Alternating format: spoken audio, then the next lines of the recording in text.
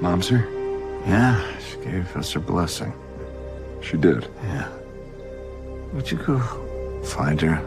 Hello, welcome to another episode of Chicago Med Season 9 Episode 2 Review. This town ain't big enough for both of us. Is Marcel correct in claiming Zola is the new Will? On Chicago Med Season 9 Episode 2, she arrived at Gaffney with a questionable past, was placed on probation, and continued to irritate Marcel, but she was eventually diagnosed twice. She meets all of the requirements for a will replacement, but no one can be a carbon duplicate of the former rogue doctor, so let's hope she's more than that. Will Archer get his transplant? Chicago Med Season 9, Episode 2. Zola possesses advanced medical knowledge. I'm not sure how far she got in her prior residency before being fired, but starting from scratch must feel like a step backward for her. She, like Will, is driven by empathy for patients and is prepared to go out of her way to help them. Sean wants to make a sacrifice. Although Marcel was furious that she had left her shift without authorization, she did instruct someone to notify Marcel before she embarked on her mimicry of New Amsterdam's Max Goodwin, who has no relation to Sharon. The major issue was that she didn't listen when they first collaborated to get Cheryl emergency care. Marcel informed her it was very dangerous to treat the hematoma outside of the operating room,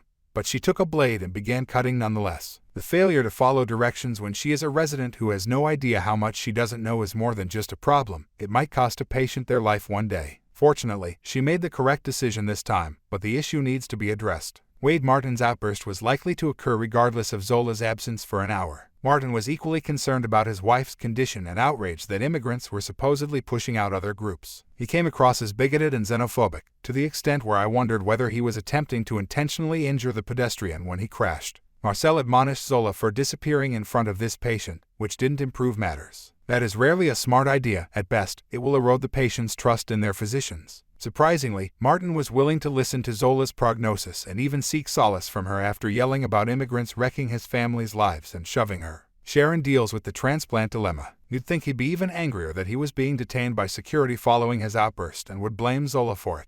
On the other hand, second chances appeared to be the theme of the hour. Not only is Zola on her third chance, or fifth if you consider the 2 times Marcel complained about her behavior, but Ripley is on thin ice with Charles, and Archer is coping with the ultimate second opportunity now that his estranged son has consented to donate a kidney. Archer's narrative bothered me. I agreed with Hannah. Requesting Leanne's approval for the procedure appeared to be a fresh tactic to put off having the transplant.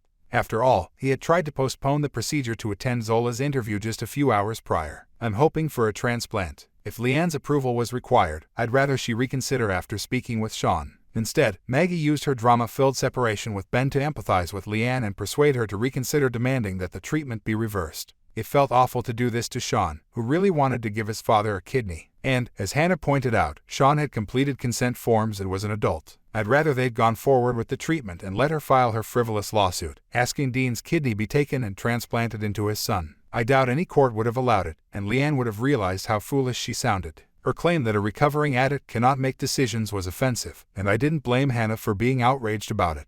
It was also understandable that Hannah refused to give Leanne the benefit of the doubt when she was so obnoxious. Hannah correctly advised Archer to prioritize his own health over his ex-wife's wants, regardless of her motivation. Sean was the only donor they'd discovered. He wanted to do it and had already gone through the process. So Archer had to swallow his pride and let him do it. If Leanne chose to end her relationship with Sean, that was her problem. Archer must realize that he cannot control everyone and everything, and he cannot compensate for the past by ruining the present. Maggie, predictably, came to the rescue, telling Leanne about her divorce and that she needed to give Ben back as pet. Dealing with divorce. Who else thinks Maggie and Ben will call off their divorce? Maggie is still completely in love with Ben, and their troubles are not insurmountable. These two need to reconcile right now. All of this fighting is an unneeded, tired TV stereotype that I'd prefer to move on from as soon as possible. Finally, why does Ripley trash everything that makes him likable? That neuromuscular twitch tactic was brilliant, especially since he had taught it to the residents in a fairly benign setting before. Marcel clashes with a resident, Chicago Med Season 9, Episode 2.